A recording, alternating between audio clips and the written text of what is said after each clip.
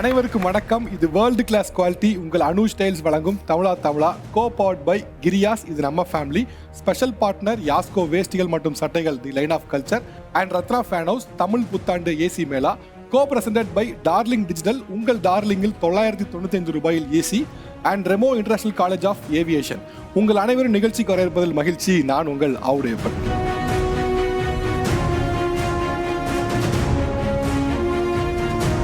பொதுவாக வந்து ஒரு எபிசோடு ஆரம்பிக்கிறதுனால ஒரு இன்ட்ரோ கொடுத்து இந்த எபிசோடு இப்படிலாம் இருக்க போகுது அப்படிலாம் பேசுவோம். இந்த தடவை வந்து என்னோட பேச்சு எதுவுமே கிடையாது, ஒன்லி ஆக்ஷன் தான்.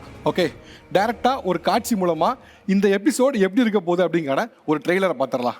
ரைட், ஓகே தானே? தமிழா தமிழா சீன் 1 டேக் 1.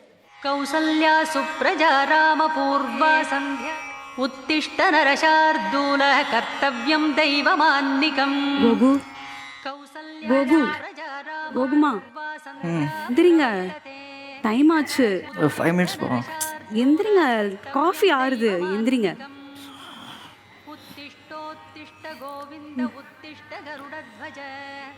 பார்த்து பார்த்து காலக்கானம். Tamizha Tamizha short 2 take 1.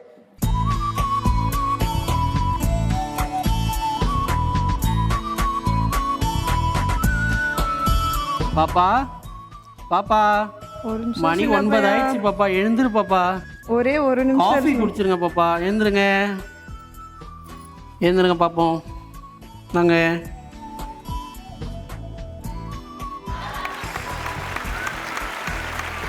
So 2 சீனும் பார்த்துருப்பீங்க. ரைட், ஒரு 80லேருந்து கிட்டத்தட்ட ஒரு 90 2000 ஸ்டார்டிங் வரைக்குமே வந்து ஒரு ஈரத்துண்டோட மனைவி வந்து ஒரு ஃபில்டர் காஃபியை போட்டு அப்படியே கட்டில்கிட்ட வந்துட்டு அத்தான் எந்திரிங்க அத்தான் அப்படின்னு சொல்லக்கூடிய காட்சி நம்ம எல்லா படத்துலையும் சீரியல்லையும் பார்த்துட்டு இருந்தோம். ஸோ அப்படி தொடர்ந்து இருக்கக்கூடிய ஒரு கேட்டகரி இருக்கவும் செய்கிறாங்க. அப்படியே டோட்டலாக மாறி இதெல்லாம் வந்து மனைவி மட்டும் தான் செய்வாங்கங்க மாதிரி இருந்த இமேஜ் எல்லாம் உடச்சி, ஏன் அது மனைவி தான் செய்யணுமா, கணவன் செய்யக்கூடாதா, ஏன் ஈரத்துண்டோட மனைவி தான் வரணுமா, கணவன் வரக்கூடாதா, காஃபி போடக்கூடாதா, காஃபி போட்டு ரொமான்டிக்காக எழுப்பக்கூடாதா அப்படின்னு பண்ணக்கூடிய இன்னொரு கேட்டகரி இருக்காங்க. ஸோ இந்த 2 கேட்டகரி வச்சு தான் நம்ம வந்து பேச போகிறோம். ஸோ நம்ம பேச இருக்க தலைப்பு என்ன அப்படின்னா, கணவனே கண்கண்ட தெய்வம் அப்படின்னு சொல்லக்கூடிய ஒரு பிரிவினர், இன்னொரு பக்கம் மனைவி சொல்லே மந்திரம் அப்படின்னு சொல்லக்கூடிய இன்னொரு பிரிவினர். ஓகே, என்னதான் மனைவி சொல்லே மந்திரம் அப்படிங்கிற தலைப்பில் பேச வந்திருந்தாலும் உங்களுடைய இந்த வாழ்க்கை ஜேர்னியில் ஏதாவது ஒரு மொமெண்ட்டில் நம்ம வந்து மனைவிக்கு அடிமையாகவே இருக்கிறோம் அப்படின்னு உணர்ந்திருப்பீங்க. இந்த மொமெண்ட்டில் நான் வந்து மனைவிக்கு அடிமையாக இருக்கிறோம், ஆலம்பனார் அப்படின்னு சொல்கிற இடத்துல இருக்கிறோம் அப்படின்னு நீங்கள் ஒரு இடத்துல நினச்சிருப்பீங்கல்ல, அது எந்த இடம்? எங்களுக்கு வந்து லவ் மேரேஜ். ஓகே, அதுவே உணர்ந்துட்டீங்களா?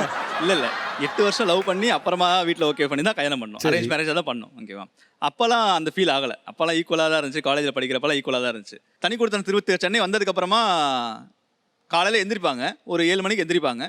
ரூம்லேருந்து எந்திரிச்சு ஹாலில் போய் சோஃபாவில் படுத்துருவாங்க. நான் ரூமில் படுத்துட்டு இருப்பேன். சரி எந்திரிச்சிட்டாங்க, வேலையெல்லாம் பார்த்துட்டு இருப்பாங்க அப்படின்னு நினச்சி நான் கொஞ்சம் இன்னொரு 1/2 hour படுத்துட்டு இருந்தேன்னா, ஒரு 1/2 hour செஞ்சு வந்து பார்த்தா இவங்க 1 hour சோஃபாவில் தூங்கிட்டு இருப்பாங்க. 8:30 பாப்பாவுக்கு ஸ்கூலில் இருக்கணும். 3 வயசு பாப்பா இருக்கு எங்களுக்கு. பாப்பா வந்து 8 o'clock எழுப்பி விட்டு 1/2 hour பாப்பா ரெடி பண்ணிடுவோம். இவங்க சரி 1 hour எந்திரிச்சாங்களே, ஏதாவது சமைச்சிருப்பாங்க அப்படின்னு பார்த்தா ஒன்றுமே இருந்திருக்காது. நைட்டு மாவு வாங்கிட்டு இருந்திருப்பாங்க. அந்த மாவு வச்சு தோசை ஊற்றணும். தோசை மிளகா பொடி ஏற்கனவே வச்சிருப்பாங்க. அந்த தோசையை ஊற்றணும். அதுவும் அவங்க ஊற்ற மாட்டாங்க. நான் எந்திரிச்சதுக்கப்புறம் ஊற்றணும். பாப்பாவுக்கு ஃபஸ்ட்டு ஊற்றி கொடுத்துருவேன். பாப்பா ஊற்றி கொடுத்து பாப்பாவுக்கு ஒரு பிளேட்டில் தோசையை போட்டோம்னா பாப்பா டிவியை பார்த்துட்டு தோசை சாப்பிட்டுட்டு இருக்கும். இவங்க குளிச்சுட்டு வந்துட்டு மேக்கப் பண்ண ரெடி ஆவாங்க. ஒரு 8 மணிக்குன்னு வச்சுக்கோங்களேன். 8 மணிக்கு மேக்கப் பண்ண ரெடி ஆனாங்கன்னா 9 மணி வரைக்கும் மேக்கப்லேயே தான் இருப்பாங்க. ஒரு மிஷின் ஒன்று வச்சுருப்பாங்க, ஒரு ஹேர் ட்ரிம் பண்ணது ஒரு மிஷின் ஒன்று வச்சுருப்பாங்க. அதை போட்டு இழுத்துட்டே இருப்பாங்க. ஃபுல்லாக போட்டு இழுவையாக தான் இருக்கும். நான் அந்த டைம் கேப்பில் தோசையை சுட்டு வந்து இவங்களுக்கு ஊட்டி விட்டுருக்கணும். 3 வயசு பாப்பா அங்கே டிவி பார்த்து சாப்பிட்டுட்டு இருக்கோம்.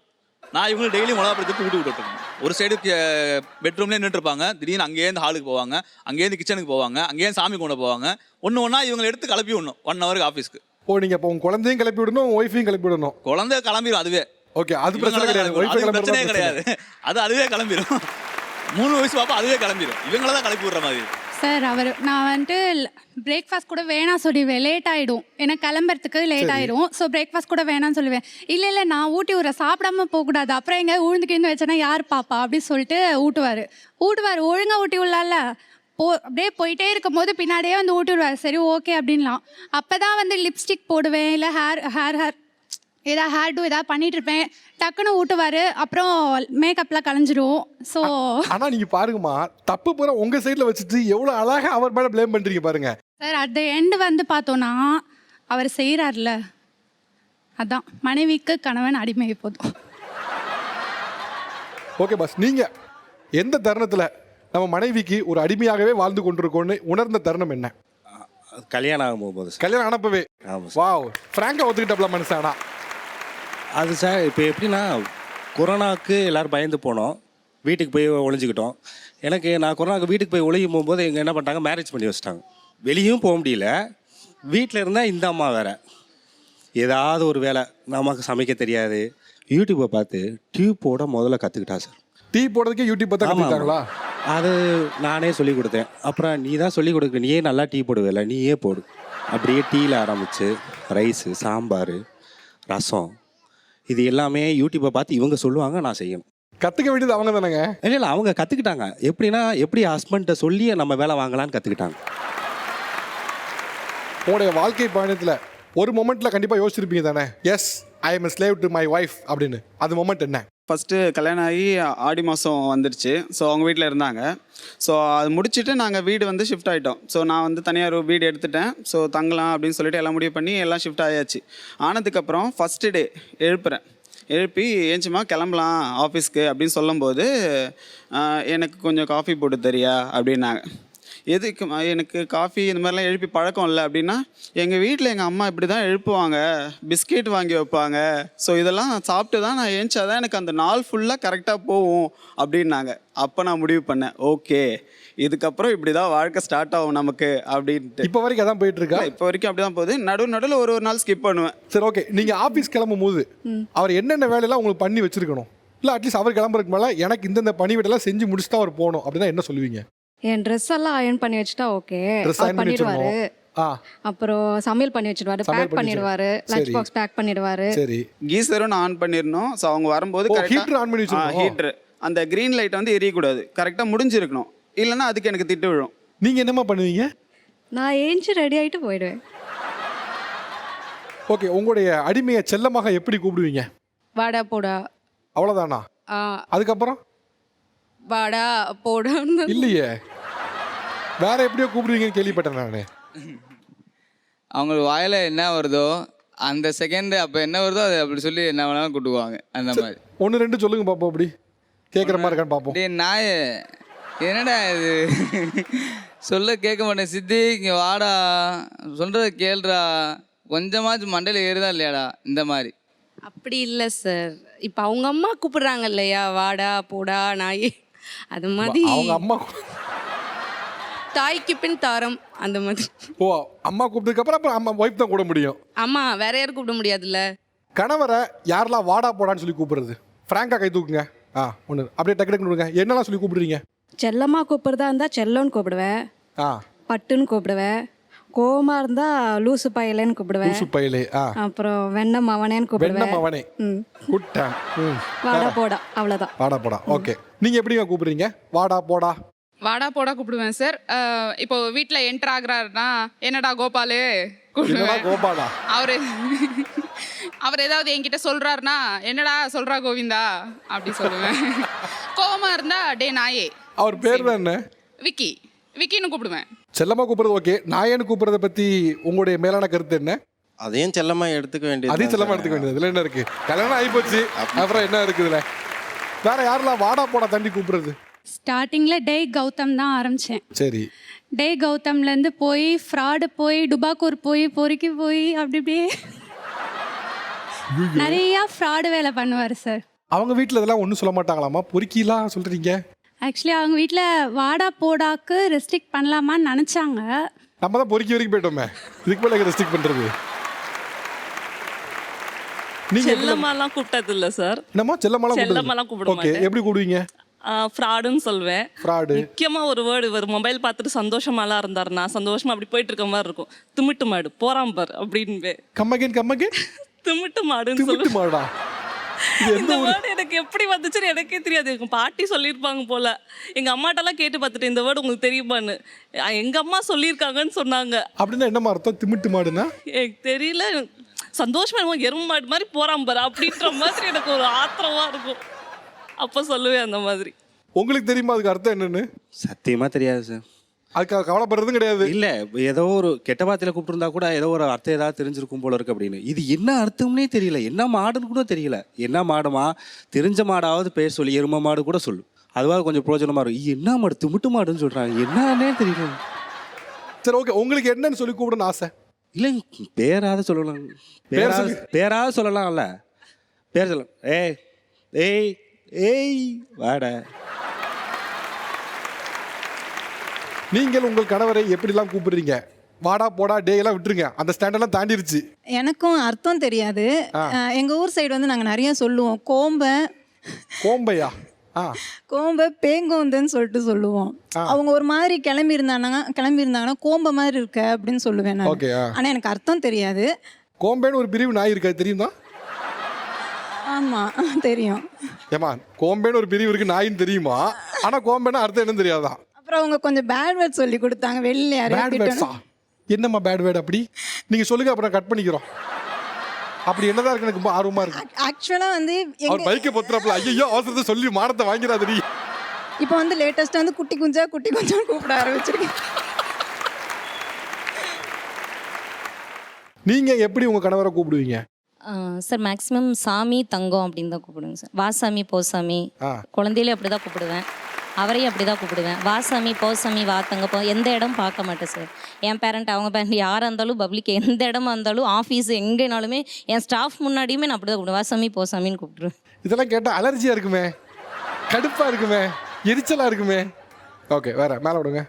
நீங்கள் எப்படி உங்கள் கணவரை கூப்பிடுவீங்க? நான் மோஸ்ட்லி அப்பான்னு தான் கூப்பிடுவேன். அப்பாவா? அப்பா மாதிரி தான் எனக்கு. ஓகே, வேற. கேஷுவலாக பேசணும் அப்படின்னா வாங்க போங்கன்னு கூப்பிடுவோம் சார். யார் முன்னாடி கூப்பிடுனா அத்தான்னு கூப்பிடுவேன். ரொம்ப ஆசையாக ஏதாவது வாங்கி கொடுக்கணும்னா மச்சான்னு கூப்பிடுவேன். சரி, இப்போ இவங்கெல்லாம் கூப்பிடுறத பார்த்தாது யாருக்கா ஆசை வந்திருக்கா அந்த மாதிரி கூப்பிடணும்னு? யாருக்காவது ஆசை வந்திருக்கா? மாமா, அத்தான், சாமி. மனசு இறங்கவே இல்லை. இப்போ என் கணவர்கள் வந்து இவ்வளோ வேலை பார்க்குறாங்க அப்படிங்கிறத கணவர்களும் சொன்னாங்க, மனைவியும் சொன்னாங்க. இவங்கெல்லாம் பார்த்தா எனக்கு பாவமாக இருக்குது அப்படின்னு யாருக்கெல்லாம் தோணுச்சு? கை தூக்குங்க. எவ்ரிபடி. யாரை பார்த்தா அவங்களுக்கு பாவமாக தெரிஞ்சதுல? இந்தா அவங்க உட்காந்துருக்காங்கல்ல. ஏன் இல்லை, அவங்க பேசுகிற அந்த பேர்ட் வேர்ட்ஸ் இதெல்லாம் பார்க்கும்போது எப்படி அவர் மேனேஜ் பண்ணுறாருன்னு தெரியலை. பேட் வேர்ட் அவங்க இல்லைம்மா, அவங்க அந்த வாடா போடான்னு பேசுறது வாடா போடவே பேட் வேர்ட் தான். எப்படி வளர்த்துருக்காங்க பாரியா, எப்படி வளர்த்துருக்காங்க பாரு. வாடா போடவே பேட் வேர்ட் தான். ஆமாம், கேட்டுச்சாமா? வாடா போடவே பேட் வேர்ட் தானா? அதனால ரொம்ப பாவம் தான் சத்தியமாக சொல்லணும்னா. இவர்களை யாரை பார்த்தா பாவமாக இருக்கு, ஏன் பாவமாக இருக்கு? அந்த பிளாக் டிஷர்ட் அவரு சார். அவங்க ஒய்ஃப் எப்படி கூப்பிடுவாங்க ஏ அப்படின்னு சொல்கிற டோன்லேயே தெரியுது சார் அவர் எவ்வளோ பாவப்பட்டிருக்காரு. இங்கே வந்து ஒய்ஃபுக்கு எல்லா வேலையும் ஹஸ்பண்ட் போய் செய்கிறாங்க. அப்படி நீங்கள் வந்து உங்கள் ஹஸ்பண்டுக்கு நீங்கள் தான் எல்லா வேலையும் செய்கிறேன் அப்படின்னு சொல்லக்கூடியவங்க. என் கணவர் உட்கார்ந்த இடத்துல அப்படியே இருந்தால் போதும், எல்லா வேலையும் நானே பண்ணிவிடுவேன், என் கணவர் தான் எனக்கு கண்கண்ட தெய்வம் அப்படின்னா என்ன சொல்லுவீங்க? சாப்பிட உட்காருவார் சார். சாப்பாடு, குழம்பு, தண்ணி, உப்பு எல்லாமே எடுத்துகிட்டு வந்து வச்சிடணும் சார் அவருக்கு. அவர் சாப்பிட்டு தட்டை கை கழுவார். அந்த தட்டை கூட நான் தான் எடுத்துகிட்டு போய் வெளியே வைப்பேன். தட்டில் கை கழுவார். இல்லைங்க, அவங்க ஏதோ ரத்த கை கழுவுங்கப்போ மீசையெல்லாம் முறுக்கிட்டு இருக்கீங்க. எப்படி என்னோட வீரம் அப்படிங்கிற மாதிரி பண்ணிட்டு இருக்கீங்க? அப்படி இல்லை சார், சின்ன வயசுலேருந்து அப்படியே சாப்பிட்டு பழகாயிடுச்சு. அம்மா இருக்கும்போது அம்மா தான் பண்ணுவோம். சாப்பிட்டாங்க தட்டு கழுவிட்டு வச்சுருவோம். அது வேறு வெல்டிங் வேலை சார், ஹார்ட் ஒர்க்கு. வீட்டுக்கு வந்தாலே டயர்டாக இருக்கும் உடம்பு, சாப்பிட்டு அப்படின்னு படுத்துருவோம். மற்றபடி எந்த வேலையும் செய்ய மாட்டோம், ஹெல்ப் பண்ண மாட்டோம், எல்லாம் அவங்க தான் செய்வாங்க. கிளம்புவார் சார் வேலைக்கு. கிளம்புனாருனா சீப்பேடு, அந்த பவுடர் எடு, எங்கே வச்சிருக்க, எங்கே தான் வச்சிருக்க எடு அப்படின்வாரு. ட்ரெஸ் எடுத்து நீங்கள் தான் கொடுத்துருவீங்களா? ட்ரெஸ் மட்டும் போட்டு பாரு சார், இந்த பவுடர் எடு, சீப்பேடு, சந்தனம் வச்சிருக்கியா, எங்கே வச்சிருக்க எடு அப்படின்வாரு. சரி, நான் இந்த விஷயத்தில் மற்றவங்களை காட்டில என் கணவனை ரொம்ப ஸ்பெஷலாக கவனிப்பேன்னு என்ன சொல்லுவீங்க? ஸ்பெஷலானா வேலைக்கு போகும்போது வெளியே வந்து நின்று வழி அனுப்புறது. ஸோ அதனால் அந்த பை எடுத்து கொடுத்து டாட்டா சொல்லி. ஆமாம், அதெல்லாம் பண்ணுவோம் சார். அந்த தெருவுக்கு முன்னே கிராஸ் பண்ணுற வரைக்கும் எட்டி பார்த்துட்டு அதானே அதெல்லாம் பண்ணுவோம் சார். இப்போ இவங்க சொன்ன மாதிரி என் கணவர் உட்கார்ந்துருந்தா போதும்பா, எல்லா வேலையும் நானே பண்ணுவேன், அக்கு வேற ஆணி வேற நானே பண்ணிடுவேன் அப்படின்னா என்ன சொல்லுவீங்க? அவர் வந்து குளிக்கிறதும் ப்ரஷ் பண்ணுறதும் மட்டும்தான் சார் அவர் பண்ணுவாங்க. மற்றபடி ஜட்டியிலேருந்து எல்லாமே நம்ம தான் எடுத்து கொடுக்கணும், டியோட்ரண்ட்லேருந்து எல்லாமே நம்ம தான் எடுத்து கொடுக்கணும். அதில் எனக்கு ஒரு சந்தோஷம் தான். ஏன் அப்படின்னு கேட்குறீங்கன்னா, நம்ம புருஷன் எல்லாத்துக்கும் நம்மளே டிபெண்ட் பண்ணி இருக்காரு, நம்ம இல்லாமல் அவரால் ஒரு நாள் கூட இருக்க முடியாதுன்ற ஒரு ஆத்ம திருப்தி கிடைக்குது இல்லையா? அதுக்காக தான் நாங்கள் இதெல்லாம் செய்கிறோம். ஆக்சுவலாக அடிமையாக வச்சிருக்க அவங்க இல்லை, நீங்கள் தான். நீங்கள் வந்து கணவரை ஒரு ஸ்டெப் மேலே வச்சு பார்க்கக்கூடிய ஆள். நான் இங்கே இருக்கேன்னா என் கணவர் மேலே இருக்காப்ல அப்படின்னு பார்க்கக்கூடிய ஒரு ஆள். அப்படி நான் என்னோட கணவருக்கு இதெல்லாம் கூட பண்ணுவேன், இந்த ஸ்டெப் வரைக்கும் என்னால் போக முடியும், என் கணவருக்காக நான் அதை பண்ணுவேன் அப்படின்னா என்ன சொல்லுவீங்க? அவர் சாப்பிட்டு முடிச்சோடனே நான் தாங்க சார் வாய் தொடச்சி விடுவேன். ஓ, சாப்பிட்டு முடிச்சா தட்டு கழுவு தாண்டி வாய் துடைக்க வாய் தொடச்சி விடுவாங்க சார். அவரை எழுந்துச்சு வெளில போகிறப்ப நான் சாக்லேட்டு கட் பண்ணி வாயில் வைப்பேன். திடீர்னு இப்போ இடையில போகிறப்ப பசி எடுத்தால் என்ன பண்ணுறது அப்படிங்கிற மாதிரி எனக்கு ஒரு மைண்ட் செட் வரும். அப்போ நான் அவர் வண்டியை எடுக்கிறப்ப நான் சாக்லேட் பிரித்து அவர் வாயில் வச்சு விடுவேன். இதுக்கெல்லாம் மெயின் காரணம் வந்து இவரை நான் விரும்பி கல்யாணம் பண்ணிக்கிட்டேங்க சார். எங்கள் அப்பா அம்மா சம்மதத்தோடு தான் கல்யாணம் பண்ணிக்கிட்டேன். இவரை வந்து ஒரு காதலை கூட ஒரு இலைமறையாக சொன்னாங்க சார். எப்படின்னா உன்னை வந்து நான் லைஃப் பார்ட்னராக ஏற்றுக்கிறேன்னாரு. எனக்கு ஒரு கட்டத்தில் என்னன்னா, சார் நீங்கள் ரொம்ப அழகாக இருக்கீங்க, சிகப்பாக நல்லா அழகாக இருக்கீங்க, நான் கருப்பாக இருக்கேங்க சார், உங்களுக்கு எனக்கு ஒத்து வராது அப்படிங்கிற மாதிரி தான் சொன்னேன். அப்போ எங்கள் வீட்டுக்காரர் சொன்னார் எனக்குன்னு ஒரு டேஸ்ட் இருக்குன்னு. இருந்தாலும் பரவாயில்லன்னு சொல்லிட்டு ஒரு கட்டத்தில் கல்யாணம்லாம் ஆச்சுங்க சார். எங்கள் மாமியாரும் ஒரே அழுக, சுற்றி உள்ளவங்களும் ஒரு கட்டத்தில் சொல்ல ஆரம்பிச்சிட்டாங்க, என்னையே இவனுக்கு இப்படி ஒரு டேஸ்ட் இப்படி போய் பிடிச்சிருக்கானுங்கிறப்ப எனக்கே மன உளைச்சல் வந்துச்சு. அந்த சூழ்நிலை கூட இவர் என்னை கைவில்லைங்க சார். எல்லா இடத்துலையும் எனக்கு நின்னாரு. அவங்க அம்மா அப்பா திட்டுறப்ப கூட, மற்றவங்க விமர்சனம் பண்ணுறப்ப கூட என் ஒய்ஃப் எனக்காக இருக்கா அப்படின்னு சொன்ன ஒரு காரணத்துக்காக தாங்க சார் நான் இந்த இடத்துல வந்து உட்காந்துருக்கேன். கணவனே கண்கண்ட தெய்வம் சொல்றதுக்கு மெயினான காரணம் அதுதாங்க சார். ஓகே, அதனால நீங்க என்ன நினைக்கிறீங்க? எல்லாரும் வந்து ஒரு கட்டத்தில் என்னை கருப்புன்னு சொல்லி ஒதுக்கிட்டாங்க, இவர் எனக்காக நின்னாரு, நான் அவருக்காக எல்லாம் பண்ண போறேன். கண்டிப்பாங்க சார், எது வேணுமாலும் பண்ணுவாங்க சார். எந்த எல்லைக்கு போக சொன்னாலும் நான் போவாங்க சார். கடவுளை தாண்டி இவரை நான் நினைக்கிறேங்க சார். ஷோரா கடவுளா இவரான்னு பார்க்குறப்ப இவர் தாங்க சார் எனக்கு எல்லாமே. ஓகே, வேற நான் என் கணவருக்காக இந்த எல்லை வரை கூட போவேன், இதெல்லாம் கூட ஸ்பெஷலாக என் கணவருக்காக பண்ணுவேன். இவங்க வந்து கருப்புன்னு சொன்னாங்க சார். இன்னொரு விஷயம் என்னன்னா, ஒரு கல்யாணம் முடிஞ்சோடனே ஃபஸ்ட்டு கேட்குற கேள்வி எப்போ குழந்தை வந்துருச்சா அப்படின்னு கேட்பாங்க. எங்களுக்கு 6 வருஷம் குழந்தையே இல்லை. நெக்ஸ்ட் வந்து இவங்க எனக்காக மலேசியாவில் என்னை விட்டு பிரிஞ்சு இருந்தாங்க. நீ போய் உன் உடம்பு சரி பண்ண, உன் ஹெல்த்தை பண்ண, நான் பக்கத்தில் இருந்தால் தானே குழந்தை இருக்குது இல்லையான்னு கேட்பாங்க அப்படின்னு. இவங்க 3 வருஷம் வந்தோடனே என்னோடய ஹெல்த் ப்ராப்ளம் எல்லாம் சரியாகி குழந்தை உண்டாயிடுச்சு. அந்த குழந்தை வந்து எங்களுக்கு நான் 43 நாள் தான் உயிரோடு இருந்தா.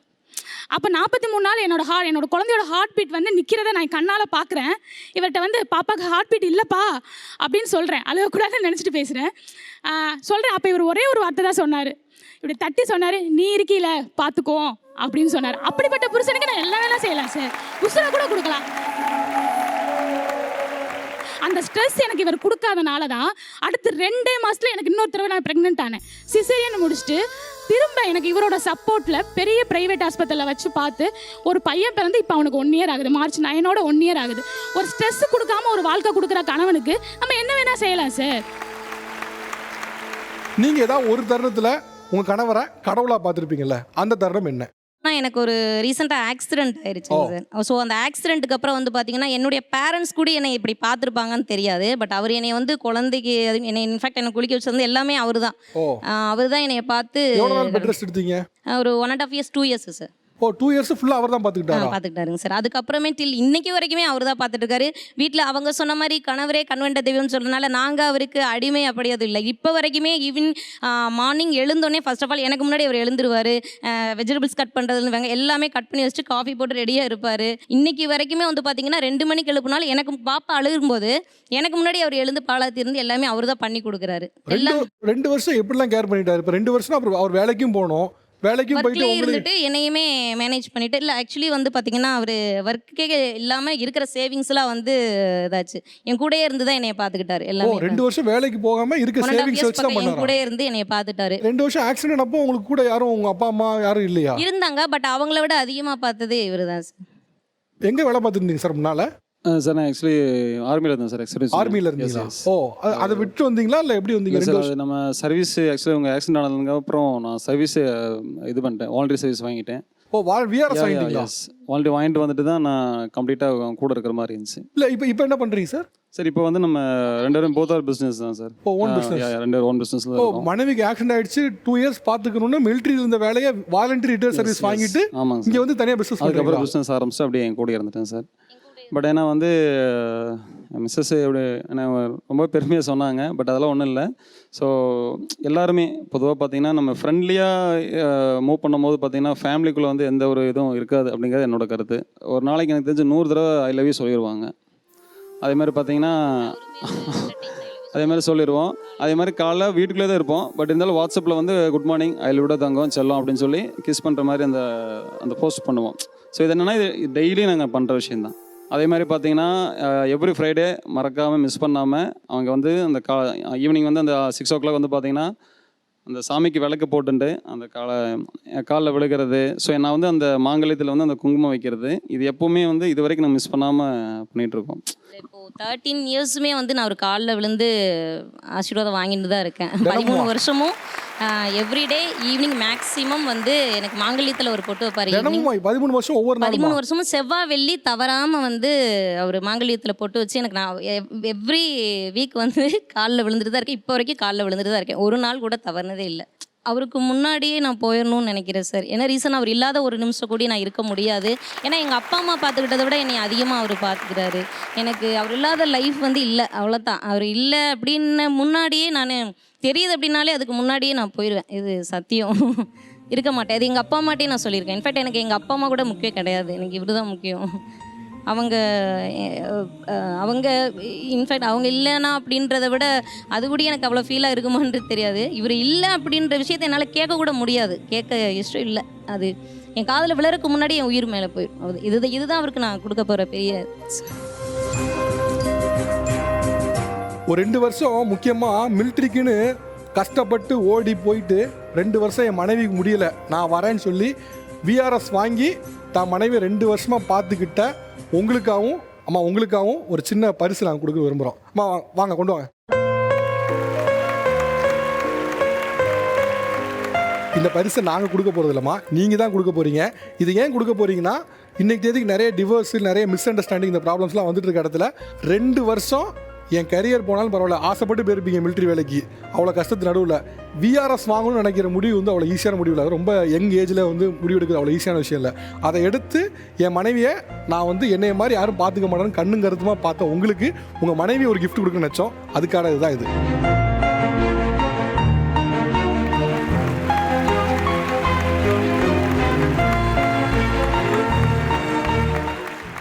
உங்கள் கணவர் வந்து ஒரு 7 மணி 8 மணிக்கு வரேன்னு சொல்கிறாரு.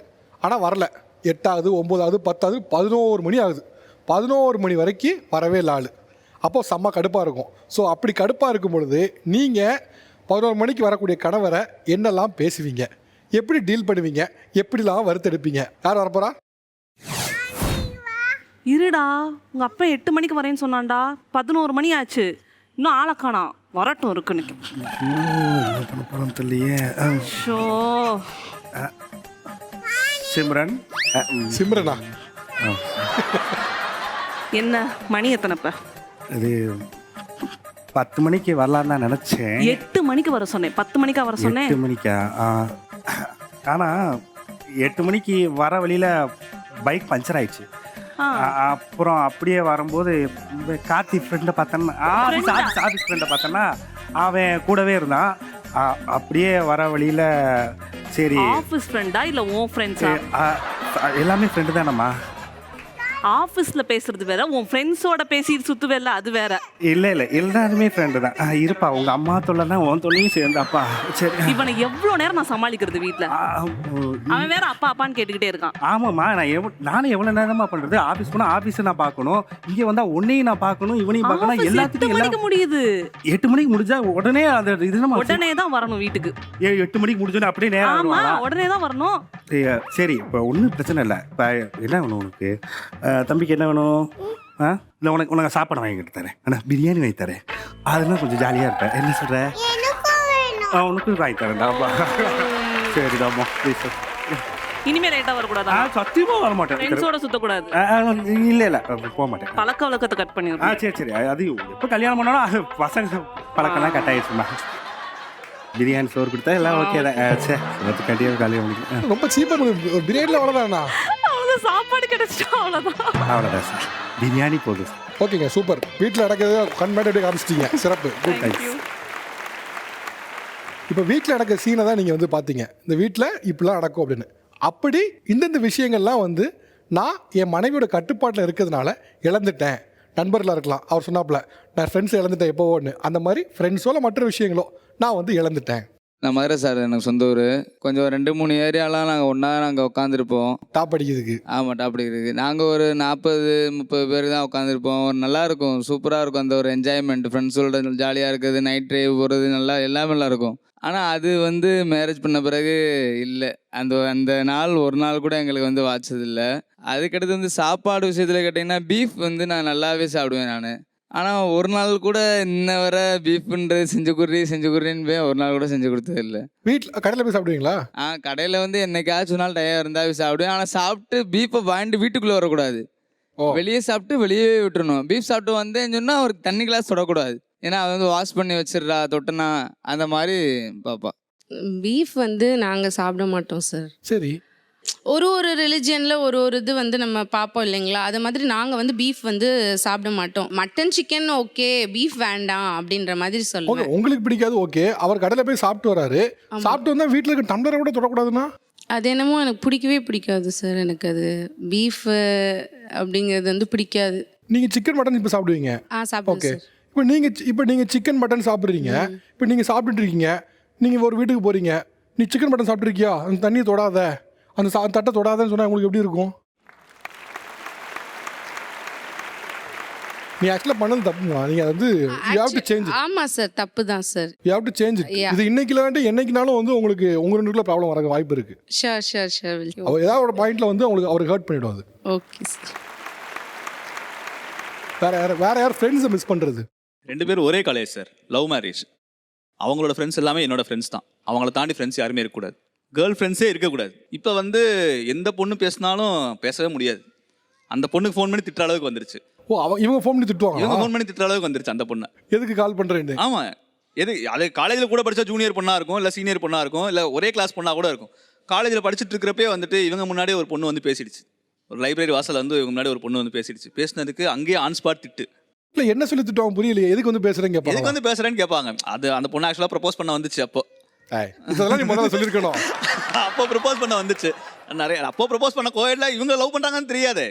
எங்களுக்குள்ள பர்சனலாக தான் தெரியும் நாங்கள் லவ் பண்ணுறோம் அப்படிங்கிறது. எல்லாருக்கும் டவுட் இருந்துச்சே தவிர இவன் நிஜமாவே எந்த பொண்ணு லவ் பண்ணுறான்னு தெரியாமல் சுற்றிட்டு இருந்தாங்க. ஸோ அந்த பொண்ணு ஒரு அப்ரோச் பண்ண வந்துச்சு, அதுக்கு எடுத்து விட்டாங்க. சார் எத்தனை கேர்ள் ஃப்ரெண்ட்ஸ்ன்னு கேளுங்களேன். இப்போ வந்து சாருக்கு பர்சனாலிட்டி கொஞ்சம் கம்மியாயிடுச்சு. முன்னாடி வந்து பிஃபோர் மேரேஜ் காலேஜ் டேஸ்லலாம் என்னை விட ரொம்ப பர்சனாலிட்டி அதிகம். எத்தனை பேர் மட்டும் கேளுங்க சார். நீங்களே வந்து நான் பண்ணது கரெக்டாக இல்லையான்னு சொல்லுவீங்க சார். சென்னை வந்துட்டு போன ஒரே ஒரு விஷயம் வந்து முடிதான் சார். சரி பண்ணிடலாம்னு சொல்லி வீட்டிலேருந்து எல்லாத்தையும் பேசி ரெடி பண்ணி வச்சுருந்தோம். அங்கே போனால் 1 லட்ச ரூபா முடிக்கா. இதுக்கு மயிருக்கு போய் 1 லட்ச ரூபா செலவு பண்ணுவியா? ஹவுசிங் லோன் இருக்குது, அதை அடிக்கிறத விட்டுட்டு உனக்கு என்ன இந்த கல்யாணம் ஆயிடுச்சு, குழந்தை பிறந்துருச்சு, முடியை சரி பண்ணுறதுக்காக உனக்கு 1 லட்ச ரூபா தேவையா? ஹேர் கட்டுக்கே 100 ரூபா தான் கொடுப்பேன்னு உனக்கு முடி சரி பண்ணமா அப்படின்னு கேட்டு இந்த முடியை அப்படியே விட்டேன் சார். 4-5 வருஷம் ஆச்சு முடி போய். அதுக்கப்புறம் எந்த பொண்ணும் பேசுறதே இல்லை சார். இல்லை, அது வந்து ஆக்சுவலாக 1 லட்ச ரூபாய்க்கு பயந்து இல்லை. எங்கே முடி வந்துச்சுன்னா பழையபடி நீ மறுபடியும் பழையபடி யார் கூட போயிருவேங்கிற பயத்தில் இந்த முடியை ரெடி பண்ணவே இல்லை சார். இவங்க முடியை டெய்லி வச்சு தேய்ச்சிட்டு இருக்காங்க சார். அவர் தான் ஆசைப்படுறாரு, தான் வந்து கொஞ்சம் இன்ஃபீரியராக ஃபீல் பண்ணுறாப்ல. சரி முடி வைக்கணும்னு வைக்கிறாப்ல, இருந்துட்டு போகுது சார். அப்படிலாம் இல்லை, 2 பேர் பேசி தான் முடிவெடுத்தோம். ஹேர் ட்ரீட்மெண்ட்லாம் பண்ண நீங்கள் முடிவெடுத்தீங்க, அதான் அவங்ககிட்ட பேசுனீங்க. 2 பேரும் பேசி முடிவெடுக்கல, அவர் இல்லைங்கிறாரு. ஆக்சுவலாக நான் ஏன் ஃப்ரெண்ட்ஸ் வந்து மிஸ் பண்ணுறீங்கன்னு கேட்டேன் அப்படின்னா, இந்த நிகழ்ச்சி இல்லை, நிறைய ஹஸ்பண்ட் அண்ட் ஒய்ஃப் நிகழ்ச்சி பண்ணும்போது இதில் பெரும்பாலும் வந்து ஹஸ்பண்ட் சொல்லக்கூடிய குறை என்னென்னா, நான் வந்து ஃப்ரெண்ட்ஸை மிஸ் பண்ணிட்டேன்னு. ஆக்சுவலாக ஃப்ரெண்ட்ஸை மிஸ் பண்ணிட்டேங்கிறது வந்து நாட் ஜஸ்ட் ஃப்ரெண்ட், அது வந்து நாட் ஜஸ்ட் ஒரு என்விரான்மெண்ட். நீங்கள் வந்து உங்கள் ஹஸ்பண்ட்கிட்ட எல்லாருமே சேர்ந்து ஏதாவது ஒரு காலகட்டத்தில் நீங்கள் சும்மா தனியாக இருக்கும் வீட்டில் கேட்டு பாருங்கள், ஏன் நீ ஃப்ரெண்டுன்னு கட்டி அழுகிற, என்ன அவனை கொடுத்துட்டான்னு கேட்டு பாருங்கள். ஏதாவது ஒரு பாயிண்டில் உங்கள் ஹஸ்பண்ட் கரியரில் இந்த இடத்துல முன்னேறினதுக்கு அவனோட பங்கு இருக்கும். நீங்கள் ஏதாவது கேட்டு பாருங்கள், கண்டிப்பாக ஏதாவது ஒரு பங்கு இருக்கும். அட்லீஸ்ட் நீங்கள் சென்னைக்கு உங்கள் ஹஸ்பண்ட் வந்தப்போ முதல்ல அவன் ரூமை ஷேர் பண்ணியிருப்பான் ரெண்ட் இல்லாமல். அட்லீஸ்ட் ஒரு இடத்துல வேலைக்கு ரெஃபர் பண்ணியிருப்பான். இல்லை ஏதாவது ஒரு இடத்துல உங்கள் ஹஸ்பண்ட் நிக்கட்டான நிலைமையில் ஃபினான்ஷியல் ஹெல்ப் பண்ணியிருப்பான். இல்லை அவங்க ஃபேமிலிக்கு கூட ஹெல்ப் பண்ணியிருப்பான். இப்படி ஏதாவது ஒரு வகையில் ஃப்ரெண்டோட ரோல் இருக்கும். அதனால தான் அவன் விட முடியல. இப்போ இந்த பக்கத்தில் வந்து கணவர்கள் இதெல்லாம் மிஸ் பண்ணுறேன் அப்படின்னு சொல்லி சொன்னாங்க. நான் அதெல்லாம் வந்து கல்யாணத்துக்கு அப்புறம் அதெல்லாம் மிஸ் பண்ணுறேன்னு. கணவருக்காக நீங்கள் உங்களை மாற்றிக்கிட்ட விஷயம், இல்லை வேண்டான்னு கட் பண்ணிக்கிட்ட விஷயம் என்ன? சார் எனக்கு மீன் ரொம்ப பிடிக்குங்க சார்.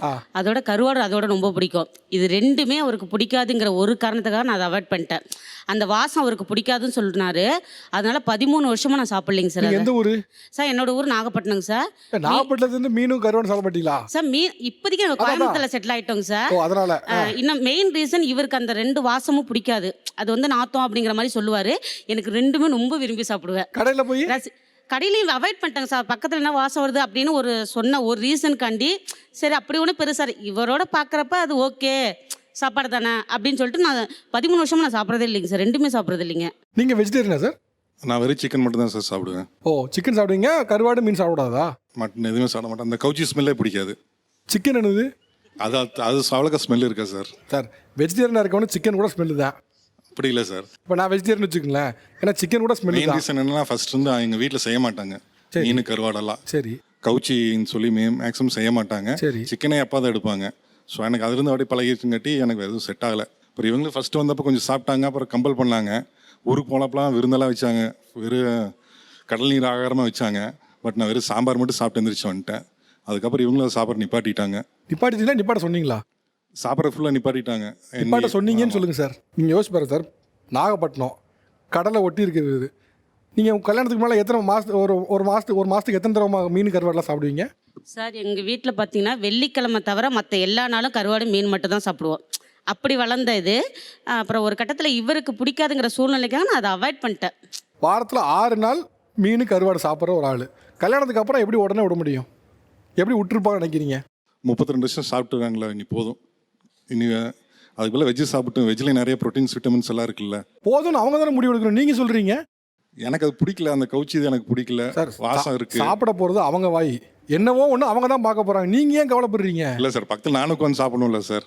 வீட்டில் வந்தால் ஸ்மெல் அடிக்க முடியாது நமக்கு. அதெல்லாம் வெஜிடேரியனாகவே இருந்தால் கூட மீன் ஊற்ற சாப்பிட்றான்னா அதை நாற்று அடிக்குன்னு சொல்லக்கூடாது. இந்த அளவு கூட நம்ம சகிப்புத்தன்மை இல்லைன்னா நம்ம என்ன வாழ்ந்துட்டு இருக்கோம் சொல்லுங்கள்? எவ்வளோ அஃபென்சிவாக இருக்குது பாருங்கள் ஸ்டேட்மெண்ட்டு.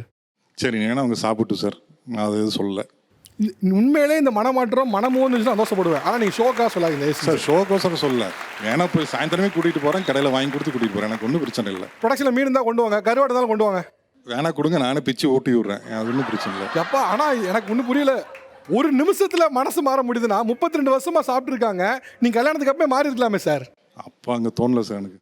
ரைட், மீன் வரும், நீங்களே ஊட்டி விடுறீங்க. Right, okay. வேற நீங்கள் என்ன விஷயங்களை வந்து உங்கள் கணவருக்காக தியாகம் பண்ணியிருக்கீங்க? ஆக்சுவலாக பெரிய விஷயம்லாம் ஒன்றும் கிடையாது சார். எனக்கு வந்து இவர் யூஸ் பண்ணக்கூடாது அப்படின்னு மேரேஜுக்கு முன்னாடியிலேருந்து சொல்லிட்டு இருக்காரு. மெயினாக ரீல்ஸ் பண்ணக்கூடாது.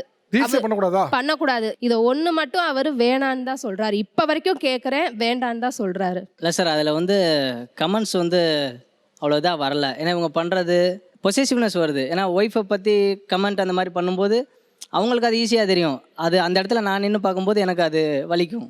உங்கள் ஒய்ஃப் டீசெண்டாக தான் ரீல்ஸ் பண்ணுறாங்க. ஆமாம், அதெல்லாம் பண்ணுறாங்க. வர கமெண்ட்ஸ் பேடாக வருது. கமெண்ட்ஸ் தவறாக வருது. ஓகே, இப்போ யார் மேலே தப்பு இது?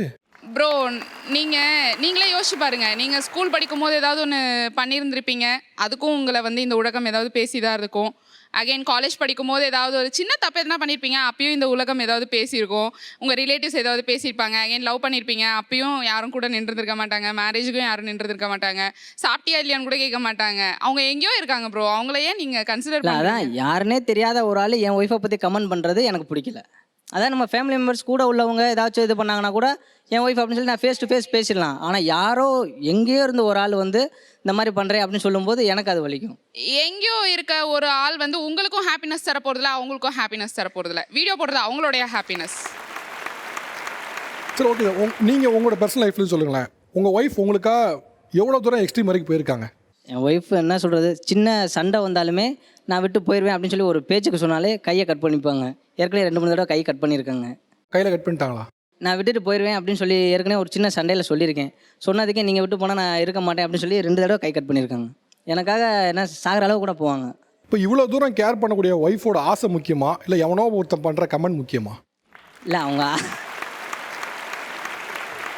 எனக்கு என் ஒய்ஃபோட ஆசை தான் முக்கியம். சிம்பிள், அவ்வளோதான் மேட்ரு. இது போய் இவ்வளோ தூரம் யோசிச்சுட்டு இருக்கீங்க. ரத்தத்தையே கொடுக்குறாங்க, உங்கள் மேலே லவ்வை காட்டுறாங்க. பண்ணட்டும் சார், பண்ணட்டும். ஒரு 5 நிமிஷத்துக்கு முன்னால் டக்குன்னு மனசு மாதிரி என் பொண்டாட்டி மீன் என்ன கருவாடு என்ன வேணால் சாப்பிடட்டும் அப்படின்னு சொல்லி 5 நிமிஷத்தில் சொடக்கு போடுறதுக்குள்ள மனசு மாறிட்டாப்புல ஒருத்தர்.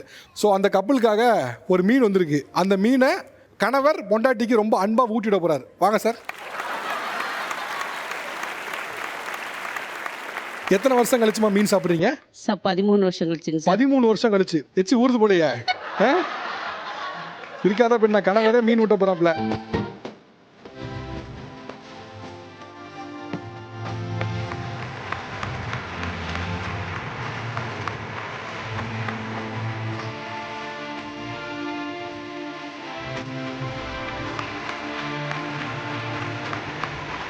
எவ்வளோ சந்தோஷமா இருக்கு. 13 வருஷம் கழிச்சு மீன் சாப்பிட்ருக்கீங்க.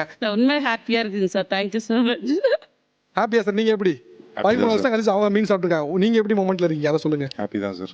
ஃபேஸில் தெரியலைங்க எப்படி அவர் எப்படா கையை கழுவுவாங்க மாதிரி சுற்றிட்டு இருக்காப்புல, அதானே மைண்டில் ஓடிட்டு இருக்கு சார். எனக்கு வேணா இருக்கு ஒன்றும் அப்படி இருக்கு. என்னவா எவ்வளோ மனசு மாறுறதா. ரொம்ப நன்றி சார். தேங்க்யூ, ரொம்ப நன்றி. இந்த நிகழ்வை மேலும் சிறப்பிக்க 2 சிறப்பு விருந்திகள் இருக்காங்க. நடிகை சோனியா போஸ் வெங்கட், வணக்கம். அதே போல் டாக்டர் ஷர்மிளா, வணக்கம். ஓகே, ஸோ கெஸ்ட்டுக்கெலாம் போகிறதுக்கு முன்னால் நீங்கள் கணவரே கண்கண்ட தெய்வம்னு சொல்லக்கூடிய டாப்பிக்கில் வந்திருக்கிறதுனால உங்களுக்கு முக்கியமான ஒரு சென்டிமெண்ட்டாக இருக்கக்கூடியது வந்து உங்களுடைய தாலி. அப்படி உங்களுக்கு தாலி குறித்து இருக்கக்கூடிய சென்டிமெண்ட்ஸ் என்ன? பெண்களுக்கு பொதுவாகவே கணவரோட அந்த உயிரே வந்து அந்த தாலியில் தான் இருக்குன்ற ஒரு நம்பிக்கை பயங்கரமாக இருக்குது. ஓகே சார், நான் தாலிக்கு வந்து ரொம்ப முக்கியத்துவம் கொடுப்பேன். ஒரு நாள் ஃப்ரைடே அன்னைக்கு வந்து என்னோடய தாலியில் வந்து லைட்டாக அந்த நூல் அருந்துருச்சு. அன்றைக்கி ஒரு நாள் நான் வேலைக்கே போகலிங்க சார். உட்காந்து அழுதுகிட்டு நல்லா சுவாமி கும்பிட்டே உட்காந்துருக்கேன். இது வந்து மூட நம்பிக்கைன்னு சொல்கிறதா என்ன சொல்கிறேன்னு தெரியல, பட் என்னோடய மனசு ஏற்றுக்கல அதை. அன்றைக்கி ஒரு நாள் நான் ஆஃபீஸே போகல. அன்றைக்கி எனக்கு இம்பார்ட்டன்ட் ஒர்க் வேறு கொடுத்துருந்தாங்க. ஸோ அதையும் தாண்டி இவருக்காக நான் வேண்டிகிட்டே உட்காந்துருந்தேன். ஓகே, இப்போ தாலி குறித்து இவங்க நிறைய சென்டிமெண்ட் சொன்னாங்க, அவங்க நம்பிக்கைகள் சொன்னாங்க. நெசசரிலி உங்களுக்கு அதே மாதிரி நம்பிக்கை இருக்குன்னு அவசியம் இல்லை, பட் தாலி பற்றின உங்களுக்கு ஒரு பார்வை இருக்கும்ல, அப்படி இருக்கக்கூடிய பார்வை என்ன? நார்மலாக வந்து தாலின்றது வந்து பார்த்தோன்னா இவங்க சொல்கிற மாதிரி ரொம்ப இம்பார்ட்டன்ட் திங் தான். பட் வந்து தாலி இருக்கனால தான் வந்து ஹஸ்பண்ட் வந்து நல்லா இருக்காங்க அப்படின்றது கிடையாது. இப்போ ஷர்மிளா, இப்போ இவங்க வந்து கணவனே கண்கண்ட தெய்வம் அப்படின்னு சொல்லக்கூடிய தரப்புலேருந்து வந்திருக்காங்க. அவங்களுக்கு தமிழ்நாட்டில் இன்றைக்கி காமனாக இருக்க சென்டிமெண்ட் மாதிரி தாலி பற்றின ஒரு பெரிய அபிப்பிராயம் இருக்குது. அதுதான் என் சென்டிமெண்ட், அதுதான் என்னோட கணவர், தாலி தான் கணவர் தான் தாலிங்கிற இடத்துக்கு நகர்ந்துருக்காங்க. இவங்க வந்து இல்லை தாலி வந்து ஒரு ஜஸ்ட் ரிச்சுவல் கொடுக்கக்கூடிய ஒரு ஃபேக்டர் அப்படிங்காங்க. உங்களோட ஆஸ்பெக்டில் இந்த 2 ஒப்பீனியன்ஸ் எப்படி பார்க்குறீங்க? அவங்களுடைய சென்டிமெண்ட்டை நான் மதிக்கிறேன். அது ஒரு தனி நபர் சம்மந்தப்பட்ட ஒரு விஷயம், ஒரு கடவுள் நம்பிக்கையாகட்டும் இல்லை திருமணம் சம்மந்தப்பட்ட ஒரு நம்பிக்கையாகட்டும், அது அவங்களுடைய சென்டிமெண்ட்டை வந்து நான் மதிக்கிறேன். பட் அவங்களுடைய சென்டிமெண்ட்டு தான் வந்து it has to be the standard rule அப்படின்லாம் கிடையாது. ஒவ்வொரு தனிப்பட்ட மனிதனுக்கும் ஒவ்வொரு விருப்பு வெறுப்புகள் இருக்கும். உங்களுடைய சென்டிமெண்ட் அது. என்னுடைய பர்சனல் வியூ என்ன அப்படின்னா, இந்த சென்டிமெண்ட்டை தாண்டி இந்த சென்டிமெண்ட் எத்தனையோ வீடுகளில் நிறைய சொத்து இருக்கக்கூடிய வீடுகள், தழைய தொங்க தாலி கட்டிட்டு இருக்கக்கூடிய தம்பதிகளுக்கு இடையே சென்டிமெண்ட் நிறைய இருக்கும். ஆனால் சந்தோஷம் இருக்கா அப்படிங்கிற ஒரு முக்கியமான கேள்வி இருக்குல்ல. ஆனால் லைட்டர் நோட் ஒரு சின்ன மொமெண்ட் க்ரியேட் பண்ணலாம் அப்படின்னு தோணுது. இப்போ நீங்கள் கணவன் உங்கள் மனைவி ஒரு நாள் ஒன் ஃபைன் மார்னிங் தூங்கி எந்திக்கும் போது நீங்கள் அவங்க இவங்களாகவும் மாறிடுறீங்க. அதாவது கணவர் வந்து மனைவியாகவும் மனைவி வந்து கணவனாகவும் மாறிடுறாங்க. அப்போ எப்படி இருக்கும் அப்படின்னு தெரிஞ்சுக்க விரும்புகிறோம். இதுதான் பிளான். ஓகே, இது நடக்காத ஒரு விஷயமா இருந்தாலும் கேட்கவே நல்லா இருக்கு. அதனாலே முதல்ல சொல்லிடணும், அதுக்கான அவசரமா சொல்லிடணும்னு இருக்கு. டெய்லி நான் தான் எந்திரிச்சு தோசை ஊற்றி இவங்களுக்கு ஊட்டி விட்டுட்டு இருக்கேன். ஒரு நாள் ஆமாம், ரொம்ப நாளாக ரொம்ப கல்யாணம் ஆனதுலேருந்து அந்த ஒரு ப்ராசஸ் தான் போயிட்டு இருக்கு. இவங்க ஒரு நாள் காலையில் சீக்கிரம் எந்திரிச்சு ஒரு வாட்டி தோசை ஊற்றி எனக்கு ஊட்டி விடணும். நீங்கள் அந்த மாதிரி மேக்கப் போடுற மாதிரி லிப்ஸ்டிக் போடுற மாதிரி ஓடிட்டே இருப்பீங்க. அந்த மாதிரி 4 லிப்ஸ்டிக்லாம் போட்டுட்டு மேக்கப்லாம் போட்டு இளையராஜா பாட்டு கேட்கணும். ஓகே, நைஸ், நல்ல ஆசை தான். வேற ஒரு நாள் உங்கள் இடத்துல உங்கள் மனைவி இடத்துல நீங்கள் என்ன செய்ய விரும்புகிறீங்க? ஃபஸ்ட்டு காலையில் குட் மார்னிங்னா சொல்லக்கூடாது, எடுத்தோடனே சாரி சொல்லிடணும். ஏன் கேட்கணும் சார்? நான் என்னை எத்தனை தடவை கேட்க விட்டுருக்கேன் தெரியுமா? அந்த தப்பு என்ன தப்புனே தெரியாது. அந்த மாதிரி ஒரு 10 சாரியாவது காலையில் இருந்துச்சு குட் மார்னிங் சொல்கிறதுக்கு முன்னாடி சாரின்னு சொல்லிகிட்டே 10 சாரி. அது மட்டும். அதுக்கப்புறம் பாத்திரம் விளக்கழுவுறது, பாத்ரூம் தயவுசெய்து விளக்கழுவு, இந்த மாதிரி ஏதாவது நீ பண்ணாத வேலையை ஃபுல்லாக பண்ணுன்னு சொல்லி பார்க்க வச்சு ரசிப்பேன் சார். ஆனால் இந்த மனுஷன் தான் ஒட்டுமொத்த வன்மத்தையும் கக்கிட்டாப்ல, இது வரைக்கும் வச்சிருந்தாப்ல எல்லா வன்மத்தையும் கக்கிட்டாரு. கணவனே கண்கண்ட தெய்வம், நீங்கள் நிறைய விஷயங்கள் அவங்க பணிவிட பண்ணியிருப்பீங்க, ரைட்? அவங்க உங்களுக்கு இந்த விஷயத்த பண்ணியே ஆகணும், இது வரைக்கும் நான் பண்ணதே இல்லை, அவங்க பண்ணதே இல்லை, கண்டிப்பாக இந்த தடவை பண்ணணும் அப்படின்னு என்ன சொல்லுவீங்க? எனக்கு அவர் வந்து சாப்பாடு ஊட்டி விட்டதே இல்லை சார். அவர் சொல்லுவார், ஊட்டி விட்டா சாப்பிட்ட மாதிரியே இருக்காது அப்படின்னு சொல்லுவாங்க. ஈவன் ப்ரெக்னெண்ட்டாக இருக்கும்போது கூட கெஞ்சி கேட்பேன், எல்லாமே வாங்கி கொடுப்பாங்க, எல்லாமே முன்னாடி இருக்கும், அதை எடுத்து ஊட்டியே விட மாட்டாங்க. நீ சாப்பிட்ட மாதிரியே இருக்காது, அது அவங்களுக்கு தான் இருக்கும், எனக்கு சாப்பிட்ட மாதிரி தான் இருக்கும், ஆனால் அதை செய்யவே மாட்டாங்க. ஒரு நாளாவது இவர் எனக்கு ஊட்டி விடணும். ஓகேவா? சிறப்பாக செஞ்சுருவேன் சார் வீட்டுக்கு போய். சரிதான். ஓகே, வேற நீங்கள் இது வரைக்கும் நிறைய பண்ணியிருப்பீங்க, கணவர் அதை செஞ்சால் சந்தோஷப்படுவேன் சார். எனக்கு 3 நிபந்தனைங்க சார். 3? ஆமாங்க சார். ஃபஸ்ட்டு இவர் ஆஃபீஸ் விட்டு வந்த உடனே தலையை பிடிச்சி விட சொல்லுவார். நானும் வேலைக்கு போகிறேன், அவரும் வேலைக்கு போகிறாரு. இவருக்கு எப்படி தான் தலைவலிக்குதுன்னு எனக்கும் தெரியல. இவருக்கு என்ன ப்ரெஷரோ அதே சேம் ப்ரெஷர் எனக்கு இருக்குது. ஆனால் இவருக்கு வந்தோடனே நான் தலையை பிடிச்சி விடணும். அது எனக்கு ரொம்ப ஆசை வந்து இவர் தலையை பிடிச்சி விடணும் எனக்கு. ஒன்று. இன்னொன்றுங்க சார், நல்லா நான் 8 மணி வரைக்கும் நல்லா தூங்கணும் சார். சாப்பாடு டிஃபன் எல்லாமே செஞ்சு கொடுக்கணும் 2. 3வது பாத்ரூம் கழுவுறது ரொம்ப கஷ்டமாக இருக்குங்க சார். 3வது வேலையை ஒரு செஞ்சே ஆகணும் சார். எனக்கு மிகப்பெரிய நிபந்தனைங்க சார். நீ இந்த தமிழா ஷோவில் நடக்கணும் நம்பிக்கையோடு நான் சொல்கிறேங்க சார். தலைவர் பார்க்காப்ல ஆஹா மீன் சொன்னதுக்கு பண்ண வச்சுட்டான் இப்போ என்ன யோசிக்கிறானோ தெரியலையேன்னு அதெல்லாம் சொல்ல மாட்டேன் சார். தலை பிடிச்சி விடும் பாருங்க சார். நானும் போயிட்டு வரும் அவரும் போயிட்டு வரும் அந்த தலை பிடிச்சி விடும். நீங்க அவர் லுக் விட்டு பார்க்கலையே இப்போ என்ன சொல்ல போறான்னு தெரியலையே அப்படின்னு பார்த்தாப்ல. நான் ஒன்றும் சொல்ல சார், வீட்டில் போய் பார்த்துக்குங்க அதை. நன்றி சோனியா. இப்போ நீங்கள் வந்து ஷோ பார்த்துட்டு இருந்தேன் சரி, இவங்க பேசின கருத்துகளும் சரி. இப்போ இந்த பக்கத்தில் இவங்க வந்து கணவன் என்ன ஆனாலும் சரி கண்கண்ட தெய்வம், இன்னொரு பக்கத்தில் மனைவி சொல்லே மந்திரம், 2 எக்ஸ்ட்ரீம்ஸ். இந்த டிரான்ஸ்ஃபர்மேஷனை எப்படி பார்க்குறீங்க? இந்த 2 எக்ஸ்ட்ரீமை எப்படி பார்க்குறீங்க? எனக்கு பேசிக்லி ஹஸ்பண்ட் ஃபிகர் வந்து எனக்கு என்னோட ஸோ அது வந்து ஒரு ஃபாதர் மாதிரி ஒரு ரெஸ்பெக்டட் பர்சனாக தான் நான் பார்க்குறேன். ஸோ எனக்கு வந்து வாடா போடா கூப்பிட்றது அந்த மாதிரி டாமினேட் பண்ணோம் எனக்கு அதுலலாம் விருப்பம் இல்லை. எனக்கு அது பிடிச்சிருக்கு. ஸோ பெர்செப்ஷன்ஸ் தான். நம்ம ஒரு ஆளாக வந்து யாருக்கு என்ன மாதிரி பிடிக்குதோ அது என்ன மாதிரி எண்ட் ஆஃப் இட் என்ன விஷயம்னா ஸ்பேஸ் நிறையா கொடுக்கணும் 2 பேருக்குமே. ஒய்ஃபுக்கும் கொஞ்சம் ஸ்பேஸ் கொடுக்கணும், ஹஸ்பண்டுக்கும் ஸ்பேஸ் கொடுக்கணும். 2 பேரும் ஈக்குவலாக ரெஸ்பெக்ட் பண்ணணும். அது ரொம்ப முக்கியம். நீ வந்து என்ன கூப்பிடுற, என்னம்மா செல்லமாக இருக்க, அதெல்லாம் இல்லை. பேசிக்காக ரெஸ்பெக்ட்ன்றது மனசுக்குள்ளே இருந்து வருது. அது ஒய்ஃபுக்கும் கொடுக்கணும், ஹஸ்பண்டுக்கும் கொடுக்கணும். பேசிக்காக எல்லா ரிலேஷன்ஷிப்புக்கும் தேவையான விஷயம் ரெஸ்பெக்ட். அது இருந்துட்டா எல்லாமே சரியாயிடும். இன்னைக்கு இருக்கிற ஜெனரேஷனில் நான் என்ன பார்க்குறேன்னா, டெஸ்டினேஷன் வெட்டிங்க்கும் அந்த கல்யாண ஏற்பாடுகளுக்கெல்லாம் எவ்வளோ முக்கியத்துவம் கொடுக்குறாங்க.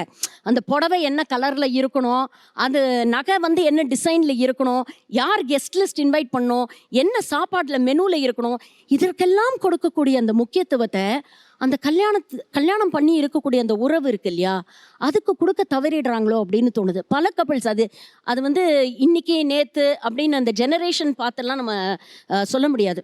அடிப்படையாக அதுதான் வந்து ஒரு மெயின் ஒரு விஷயமா வந்து எனக்கு தோணுது. ஒரு ஹெல்த்தி கான்வர்சேஷன் அப்படிங்கிறது number 1. And number 2 giving space. அவங்களுடைய இயல்பு, அவங்களுடைய சுதந்திரம், அவர்களுடைய விருப்பு வெறுப்புகளை என்னைக்கு நாம் மதித்து அந்த ஸ்பேஸ் கொடுக்க கற்றுக்குறோமோ அந்த மேரேஜ் ரொம்ப ஹெல்த்தியாக இருக்கும். ரைட். இது நிகழ்ச்சியில் சிறப்பாக பங்காற்றுறவங்களுக்கு பரிசீலிக்கக்கூடிய நேரம். யாஸ்கோ வேஷ்டிகள் மற்றும் சட்டைகள் வழங்கும் ஒரு கிஃப்ட் ஹாம்பர். இது வந்து நிகழ்ச்சியில் மனைவி மீன் சாப்பிட்ணுன்னு ஆசைப்பட்ட உடனே அடுத்த நிமிஷமே ஓகே மீன் என்ன ஊட்டியே விட்டுருதுன்னு சொன்னேன். உங்களுக்கு அதான் வாங்க சார்.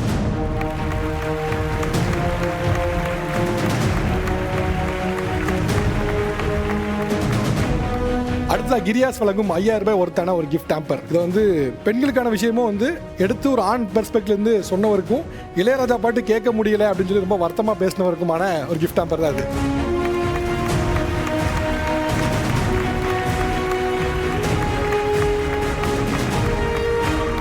ஆக்சுவலாக வந்து நிகழ்ச்சி பகுதியில் 2 விஷயம் சொல்ல நினச்சேன் நிறைவு பகுதியில். நீங்கள் 2 பேருமே 2 எக்ஸ்ட்ரீமில் இருக்கீங்க. ஒன்று வந்து கணவனே கண்கண்ட தெய்வம் அப்படின்னு, இன்னொரு பக்கம் மனைவி சொல்லே மந்திரம். என்ன சொன்னாலும் சரி மனைவி சொன்னால் மந்திரம் தான் அப்படின்னு சொல்லக்கூடிய 2 எக்ஸ்ட்ரீம். யூஸ்வலி இந்த விஷயம் மட்டும் இல்லை, நீங்கள் எந்த இதுலேயும் போனாலுமே 2 எக்ஸ்ட்ரீம் வந்து ஏதாவது ஒரு வகையில் டேஞ்சராக தான் இருக்கும். ஒன்று நீங்கள் நல்லா யோசிச்சு பாருங்கள், ரொம்ப புனிதமாக இது வந்து ரொம்ப புனிதம், இது ரொம்ப புனிதம், இப்படி தான் இருக்கணும், இவங்கன்னா இப்படி தான், இவங்கெல்லாம் மேலே அப்படின்னு வச்சிட்டினாலே நம்ம அவங்களை நோக்கி விமர்சனம் வைக்க மாட்டோம். இல்லை விமர்சனம் வச்சோன்னா என்ன ஆகுனா, ஐயோ அவரை போய் சொல்கிறதா, விமர்சிக்கிறதா, தப்பு அப்படின்னு நீங்கள் 2 பேருமே அந்த இடத்துல வரீங்க. நீங்கள் என்ன பண்ணுறீங்கன்னா கணவரை தூக்கி அங்கே வச்சுருறீங்க. அவர் எவ்வளோ பெரிய ஆள், என்ன பெரிய மனுஷன் அப்படின்னு. நல்ல மனுஷன் தான். நீங்கள் அப்படி தூக்கி வச்சிட்டிங்கன்னா நாளைக்கு அவர் தப்பே பண்ணாலும் கேட்க முடியாது. இன்னொன்று இவங்க வந்து மனைவி வந்து கணவரை அடிமையாக வச்சுருக்கேன் அப்படின்னு சொல்லி ஒரு பெர்ஸ்பெக்டில் வந்திருக்காங்க கூட. நீங்களும் ஆக்சுவலாக வந்து உங்கள் கணவரை அடிமையாக தான் வச்சுருக்கீங்க. அவங்க வந்து சொல்லி வச்சுருக்காங்க, நீங்கள் சொல்லாமல் வச்சுருக்கீங்க.